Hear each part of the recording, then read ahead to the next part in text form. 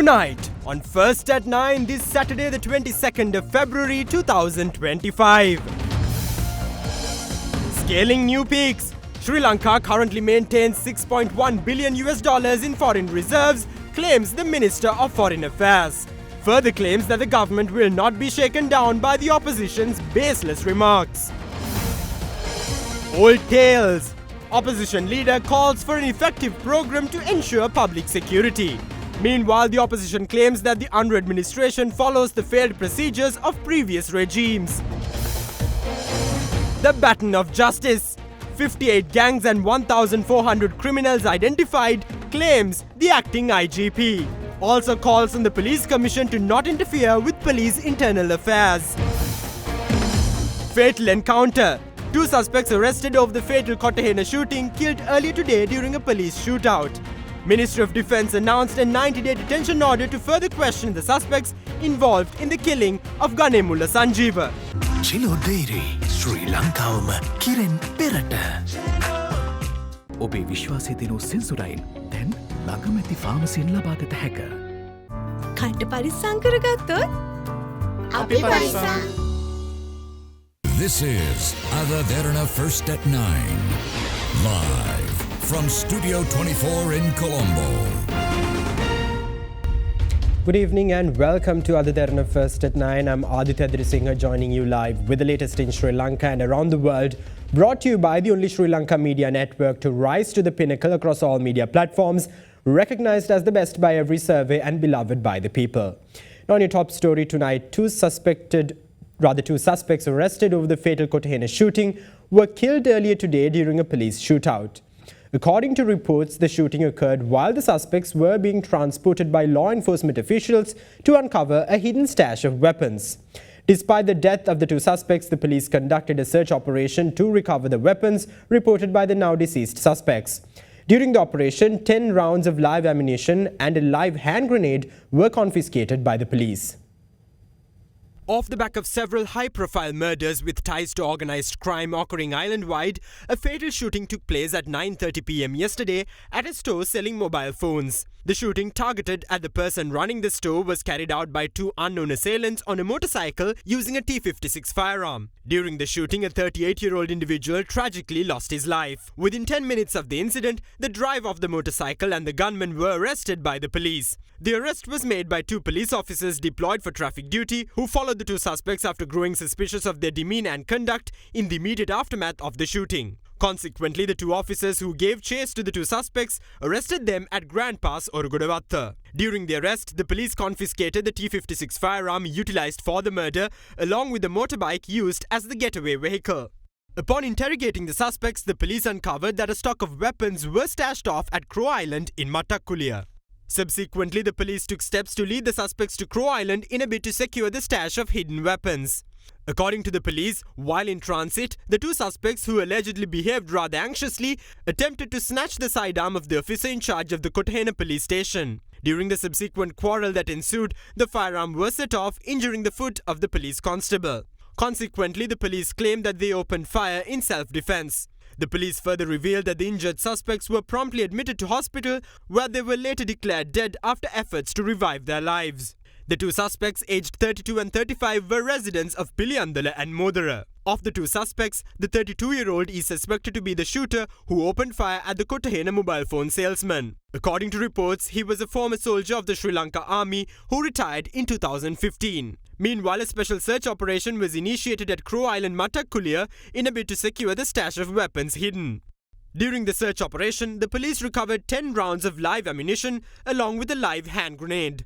Subsequently, the bomb disposal squad of the police special task force was deployed to deactivate the grenade. Meanwhile, in a separate development, on the 19th of February, notorious underworld leader Sanjeeva Kumara Samararatna, alias Ganemulla Sanjeeva, was gunned down at Halsdorf Magistrates Court No. 5. The assailant, who arrived at the court complex disguised as a lawyer, fled the scene swiftly after the fatal shooting. However, the wanted assailant was arrested by the police special task force on the same day in Palavia Puttalam, along with the driver who transported the assailant. Afterwards, the Acting Inspector General of Police, Priyanthavira Surya, stated that the Ministry of Defence granted a 90-day detention order for the Colombo Crime Division to interrogate the two suspects under the Prevention of Terrorism Act. It was reported that both suspects are held at the Harbour Police Station at the moment. Meanwhile, the police also found out a text thread shared via WhatsApp between the suspected shooter and a person named Commando Salinta residing abroad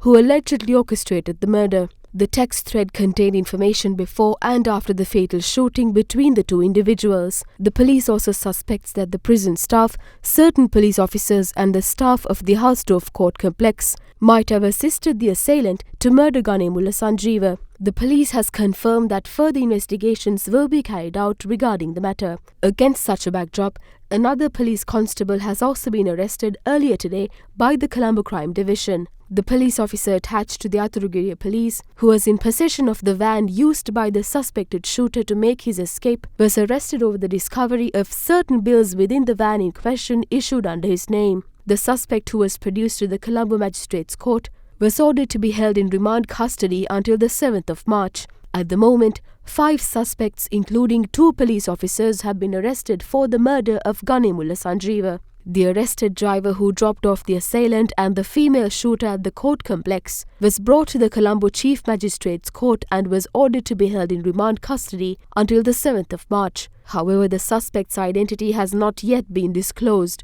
Meanwhile, the police revealed that the female suspect who aided the assailant has not yet been found. The police suspect that the female suspect might have coordinated all matters regarding the murder. Accordingly, the police believe that the female suspect is housed within a secret location by Kesel Badura Padme's gang. පාර්ලිමේන්තුවේදී සමග ජනබලවේගයේ පාර්ලිමේන්තු මන්ත්‍රී රෝහණ බණ්ඩාර ප්‍රකාශයක් කරනවා මීට සති දෙකකට පමණ ඉහතදී බුද්ධ්‍යංශ මගින් වාර්තා කළා ගිනියමි රැගෙන කාන්තාව විසින් මේ වගේ ප්‍රහාරයක් ගණේමුල්ල සංජීවට එල්ල කිරීමේ සූදානමක් තිබ්බා කියලා. එහෙම තොරතුරක් ඇත්තට බුද්ධ්‍යංශ මගින් ලැබුණාද?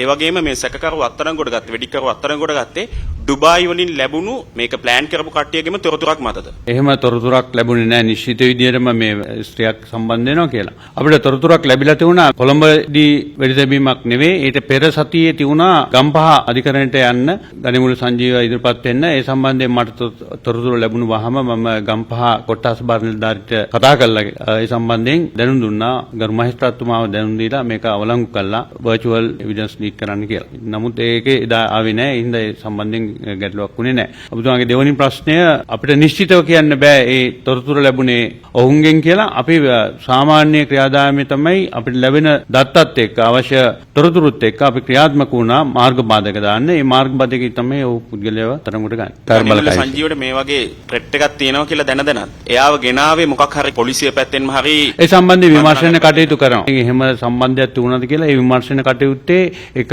අංගයක් විදිහට අපි සලකනවා. එහෙම අවශ්‍යතාවයක් තියලාද ඔබ ගෙනාවේ කියන එක අපි සම්බන්ධ විමර්ශන කටයුතු කරනවා.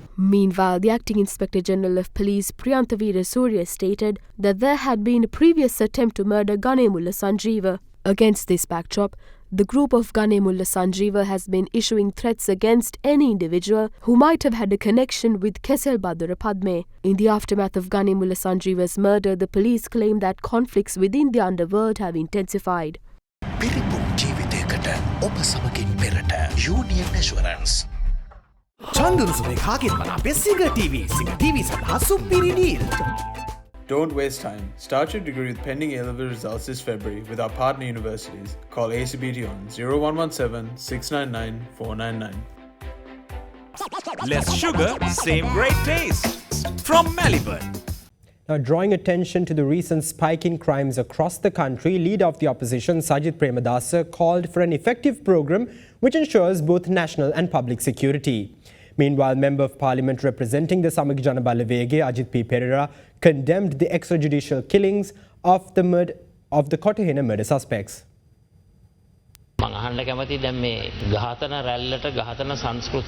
This killing spree seems to have no end in sight.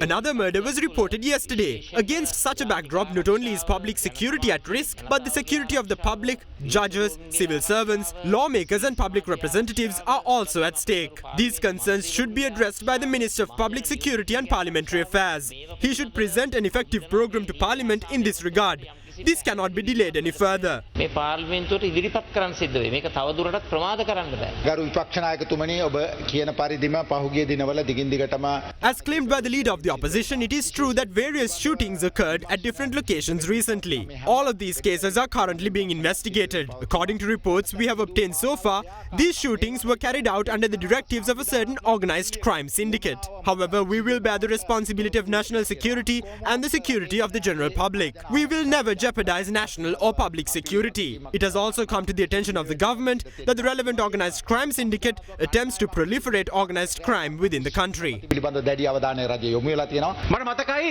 පසුගිය රජයේ කාලේ මෙරටේ පාතාලයේ අපරාධ වැඩි වෙනකොට When organized crime proliferated during the previous regimes, the detained suspects were killed. They committed extrajudicial killings when the government was unable to combat the operations of organized crime groups and failed to implement their plans to secure law and order. The incumbent government lacks a proper strategy to counter organized crime. We saw yesterday how identities of the arrested suspects were revealed to the public. Those videos surfaced on various social media platforms. By night, those suspects were killed while being under police custody. However, during previous administrations, Anura Dissanayake criticized those governments which failed to combat crimes according to the rule of law. This is what the incumbent president of the country said during the past. Current developments don't match the president's previous rhetoric. This government should implement strict measures to combat organized crime. None of these people involved in the underworld should be on the loose. These culprits should be punished proportionate to their crimes. Strict legal action should be taken against them. Their trials should be expedited. However, the incumbent government is currently following the failed procedures of the previous administrations used in the past 76 years. අර 70 අවුරුද්දක් අසාර්ථක වෙච්ච ක්‍රමයේ තියෙනවනේ. ඒකමනේ මේ යන්නේ. පහුගිය අරගලයේ වෙලාවේදී අපේ മന്ത്രിවරයෙක් ඝාතනය කරා.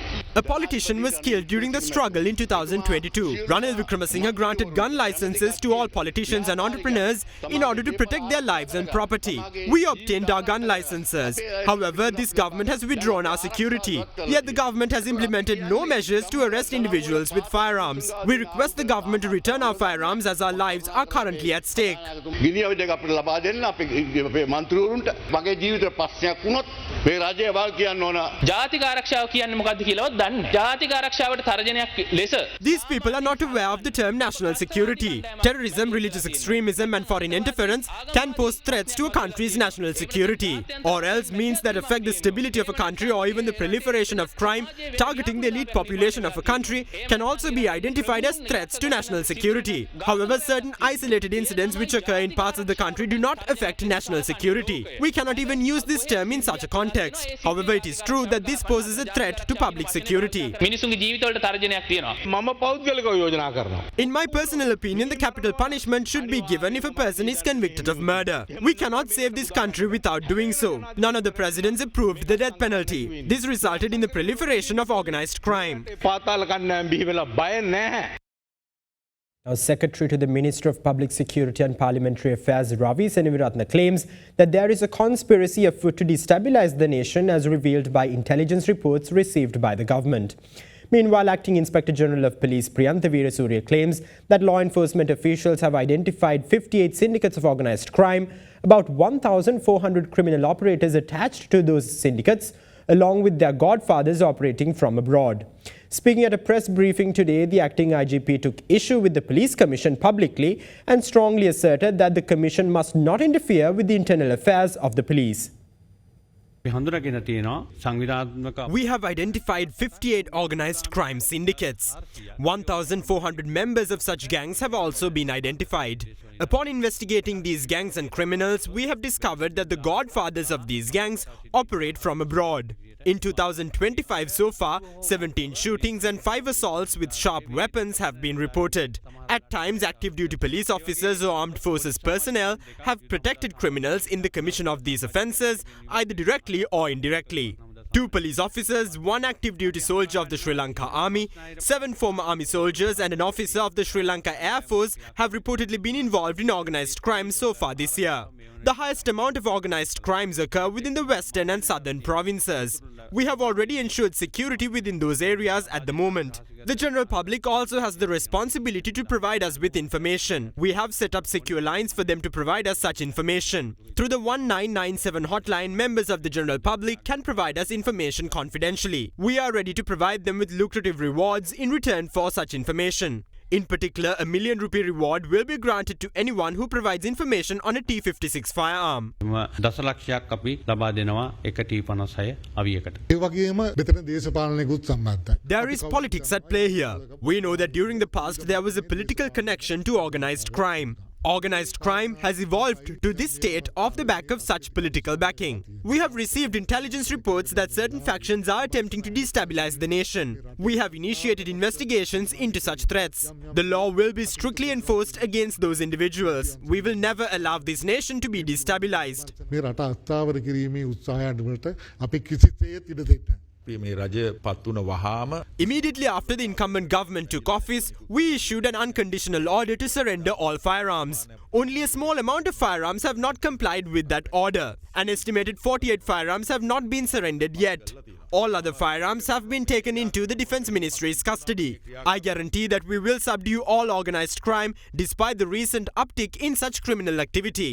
මේ ක්‍රියාකාරකම් ඉදිරියේදී ඉතාමත්ම පල්ලෙහා තත්ත්වයට පත් වෙනවා. අනෙමුල්ල සංජීවට වෙඩි දීපු පුද්ගලයා අත්අඩංගුවට ගත්තා. දැන් ඒක සිවිල් සිද්ධියක්. හැබැයි ඔබතුමාලා ඔහුව රඳවා තබා ගන්නේ ශස්ත්‍රවාදී පනතයට. ශස්ත්‍රවාදී ලක්වීමේ පනත තවමත් ක්‍රියාත්මකයි. ඉතින් පවතින නීතියක් තුලින් අපරාධ විමර්ශනයක් කිරීම ගැටලුවක් නැහැ. චන්දන මිත්‍රවට්ට පොලිස්පතිවරයා 2023 අප්‍රේල් මාසේ 2 වෙනිදා ගයිඩ්ලයින් එකක් පොලිසියට නිකුත් කළා කියලා උසාවියට බාර දුන්නා. කැකකරුවෙක් රැගෙන යද්දී සම්පූර්ණ සිදුවීම වීඩියෝ කරන්න ඕන කියලා. ඒ වීඩියෝ එක දැන් එළියට දානවාද ඔබතුමාලා? ඒ සම්බන්ධයෙන් විමර්ශන කටයුතු සිදුවෙමින් පවතිනවා. පොලිස් ස්ථානාධිපතිවරු තවම සමහර නිලධාරීන් පත් කරගන්න බැරි වෙලා තියෙනවා. මහජන ආරක්ෂක අමාත්‍යාංශය හරහා පොලිස් කොමිෂන් සභාවට යවන ඒවා තවම මාස ගණනක් තිස්සේ සමහර ඒවාට අනුමැතිය ලැබිලා නැහැ. පොලිස් කොමිසමත් එක්ක අපිට තියෙන ගැටලුව. We do have certain issues with the police commission. In other countries of the world, the police commission has no jurisdiction to meddle with the internal affairs of the police department.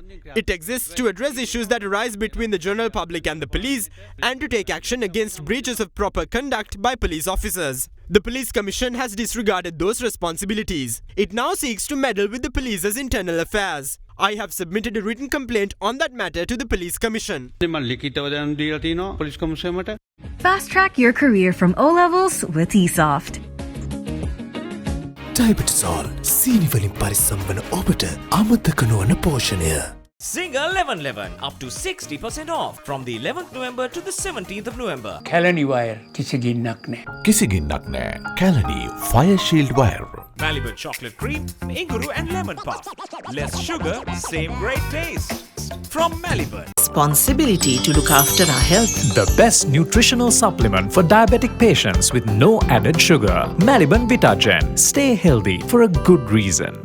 Welcome back. You're joining Ada Derana, Sri Lanka's most trusted news source. Now, Qatar's Minister of State for Foreign Affairs met the Sri Lankan Minister of Foreign Affairs, Foreign Employment and Tourism, Minister Vijitha Herath in Colombo.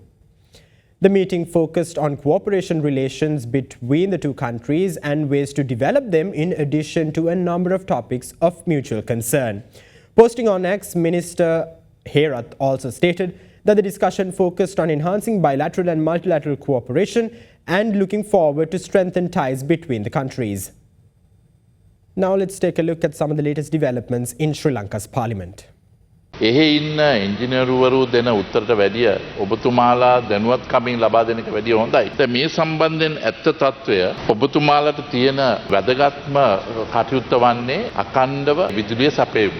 නමුත් බැරි වෙලාවත් ඒක විසන්දි වුවොත් පාරිභෝගයට වෙන ප්‍රශ්න ගැන තාම කතා කරන්නේ නැහැ. නමුත් පාරිභෝගිකයා ලක්ෂ 65ක් ලංකාවේ ඉන්නවා. එතුමට බැරි වෙලාවත් බිලක් සුමාන දෙකකින් ගෙවන්න බැරි වුණත් විසන්දි කරනවා. ඒතකොට මේ සම්බන්ධයෙන් ඔබතුමාලා විදුලි බල මණ්ඩලයේ ප්‍රාථමික හේතුව වන්නේ මේ අඛණ්ඩ පවර් සප්ලයි එක දෙනකොට ඒ සම්බන්ධයෙන් මේක විසන්දි වුණා නම් ඒ අයට කොහොමද මේ සම්බන්ධයෙන් මුදල් වශයෙන් ඒකට උපකාරයක් කරන්න පුළුවන් වන්නේ. මොකද කිව්වාගේ සුමාන දෙකක් දෙන්නේ බැරි වෙලා බිලක් රුපියල් 10කට වැඩි තිබ්බොත් කිව්වා. ඒ සම්බන්ධයෙන් විසන්දි වෙන ගම් දැන් ඉරිදාවක අඩු ගානේ 4-5 ගමනක් විසන්දි වෙනවා. පාරිභෝගික වෙන හානිය ගැන කවුරුත් කතා කරන්නේ. කතා නැගතුණි. ඇත්තටම අපිත් ඔක නිරීක්ෂණය කරලා තියෙන ඔය වගේ ගොඩක් කාරණා. ඇත්තටම මේ විසන්දි වල ප්‍රථම පවා මම ඒ ගැන තොරතුරු විමසලා සාකච්ඡා කරලා තියෙනවා. මේක මොකද ඇත්තටම දැන් අපේ රජයේ උනත් people centric government එකක් විදිහට අපි එනර්ජි එකත් people centric energy transition එකට අපි යන්නේ. ඒ අරමුණෙන් වැඩ කරන්නේ. අපි ගොඩක් निराකරණය කරගන්න දැන් සැලසුම් සකස් කරගමින් ඒ තොරතුරු රැස් කරගමින් වැඩ කටයුතු කරගෙන යනවා. අපිට ටික කාලයක් දෙන්න අපි ඔය ප්‍රශ්න ටික ගොඩක් විසඳන්න පුළුවන් වෙනවා කියලා අපි විශ්වාස කරනවා. පැය 14 වල් කැපිච්ච ශ්‍රී ලංකාවක් මේ තියෙන්නේ. අපි එතනට ගෙනියන්නේ නැහැ. ඒක හින්දා අපි මේ වෙනුවෙන් වැඩ කරනවා. අපි ජනතාව පැත්තෙන් අපි වැඩ කරන්නේ. ඒක හින්දා ඒකට අවශ්‍ය කටයුතු කරගෙන යනවා. මොකද අපි ආණ්ඩුවක් හදලා මාස 3යි තාම. අපි ගොඩක් දේවල් ඔබතුමාලම කිව්වා සිකුරාදා මේ ඉරිදා හැමදාම කැපෙයිද කියලා. මේ ඉරිදාත් ඒ තර්ජනේ ආවා. අපි ඒවට සොලියුෂන් අපිට පුළුවන් විදිහට වියදම් නොකර යම් මට්ටමකට ගෙනල්ලා තියෙනවා. ඒකෙදි යම් කස්ටමර්ස්ලාට ප්‍රශ්න වෙන්න පුළුවන්. හැමෝම සහයෝගයෙන් මේක ඉස්සරහට ගමු. මුළු ණය ප්‍රමාණය 2024 අවසානයේදී ඩොලර් වලින් බිලියන 100කට මදක් වැඩි ප්‍රමාණයක් රුපියල් ට්‍රිලියන 29කට වැඩි ප්‍රමාණයක්. මේ තියෙන එක යටතේ ඔබේ හෙළිදරුව තුලින් පෙනෙනවා ට්‍රිලියන් 29ක් තමයි 28.8ක් තමයි සම්පූර්ණ ණය 2024 සෙප්තැම්බර් මාසේ 30. ඒ සම්බන්ධයෙන් මාස 4කට මේකේ සම්පූර්ණ ණය බරතාවය ට්‍රිලියන් 1.2කින් වැඩි වෙලා තිබෙනවා. මේකෙන් පෙනෙනවා ආණ්ඩුවක් ගෙනියනකොට මේක නිකන් රිලේ එකක් දුවනවා වගේ තමයි. නැත්නම් මීට පෙර අහලා තිබ්බා මේ මාස 5-6 තුල මුකුත් සංවර්ධනයක් වෙලා නැතුව ණය වැඩි වෙන්නේ කොහොමද කියලා.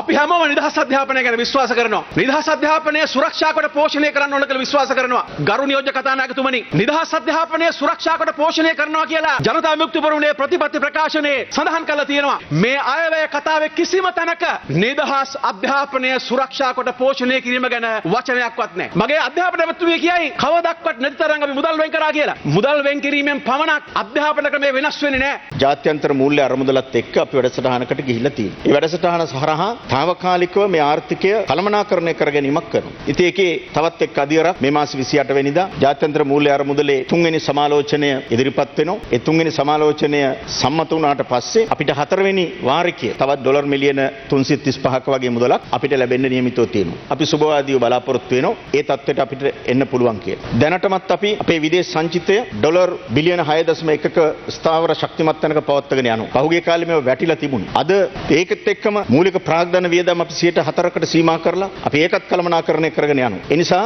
විපක්ෂයේ අය අඳුරේ අතපත ගෑවට කලබල වුණාට කරක ගියා ගන්න දෙයක් නැතුව ඔහේ යන්නම් වාලේ මොනවා හරි කිව්වට අපි ඒවට කලබල වෙන්නේ නැහැ. අපි යන්නේ දිගු කාලීන ගමනක්, උපාමාර්ගික ගමනක්. ඒ නිසා අපේ ගමන අපි තාම ශක්තිමත්ව ස්ථාවරව යනවා. සෑම අයවැයක ලංකාවේ 2015 ඉඳන් දැන් මේ ආණ්ඩුව කියනවා නෑ මේ ගිය ආණ්ඩුවට වඩා අපි වෙනස් කියලා. හැබැයි ඉතින් බජට් එක බලද්දි නම් එහෙම නෑ. 2015 සිට 2024 දක්වා සෑම අයවැයක් ගත්තම එක්ස්පෙන්ඩිචර් වල තියෙන කැපිටල් එක්ස්පෙන්ඩිචර් එකෙන් 58%ක ප්‍රමාණයක් තමයි වියදම් කරලා තියෙන්නේ. දැන් ගිය අවුරුද්ද ගත්තම 2024 බිලියන 1260ක් කැපිටල් එක්ස්පෙන්ඩිචර් කරනවා කියලා කිව්වට බිලියන 791යි කරලා තියෙන්නේ. එතකොට දැන් මේ අයවැය ලේඛනය කියවලා අයවැය කතාව අහලා සමහර දිස්ත්‍රික්කවල ඉතා සතුටෙන් ඉන්න ජනතාව මේ කැපිටල් ඩෙවලොප්මන්ට් වෙයි කියලා ඉන්න ජනතාවට අවුරුද්ද අන්තිමට දැක ගන්න වෙන්නේ කැපිටල් එක්ස්පෙන්ඩිචර් කරලා නැහැ. මේ කියන සංවර්ධනය වෙලා නැහැ කියන එක තමයි. රටේ තියෙන මේ ජාතික ප්‍රශ්නයට විසඳුමක් හොයන්න නැතුව, දේශපාලන විසඳුමට හොයන්න නැතුව, අලුත් ව්‍යවස්ථාවක් ගේන්නේ නැතුව මේ රටේ ආර්ථිකය හදන්න පුළුවන් කියලා හීනකින් හරි හිතනවා නම් ඒක වෙන්නේ නැහැ කියලා මතක තියාගන්න. මොකද මේ රට තුල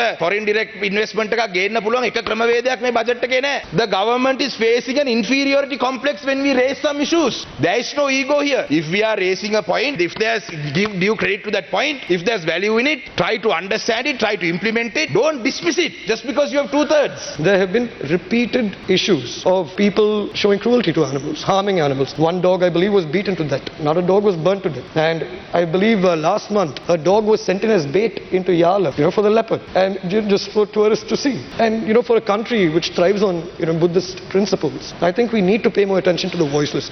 And if anyone thinks, why is he talking about animals and all that, I would like to remind all of you, at the end of the day, it also affects the kind of society that we are here. If a person can show so much cruelty to a creature that cannot speak, imagine what a menace to society that person can become. So my humble request to the government is, please push forward the animal welfare bill, and it will prevent animal cruelty, simply because if today someone were to show cruelty to an animal, they have to pay only 50 cents as a fine, and it's very illogical.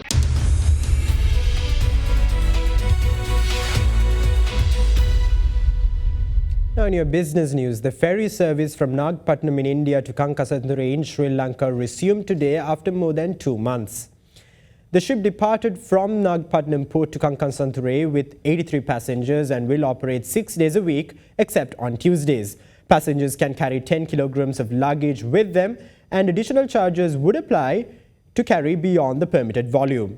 The ferry service from India to Sri Lanka was temporarily halted from November 18, 2024 owing to unfavorable weather conditions.